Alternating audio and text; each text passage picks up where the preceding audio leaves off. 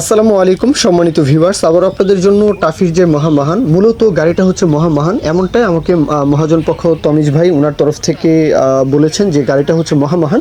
তো অবশ্যই লোকেশনে আসবেন, যাচাই বাছাই করবেন।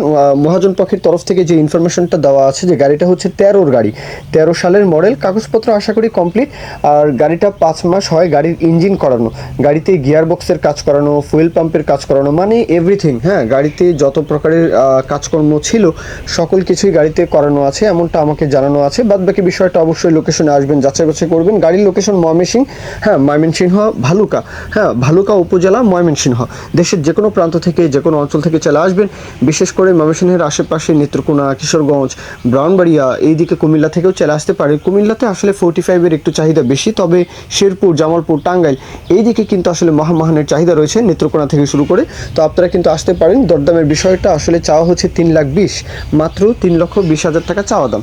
এরপরেও যদি কেউ কিছু দরদাম আলাপ আলোচনা করতে চান, তমেশ ভাইয়ের নাম্বার দেওয়া আছে, যার গাড়ি তার নাম্বার দেওয়া থাকে, অবশ্যই মহাজন পক্ষের সাথে কথাবার্তা বলবেন।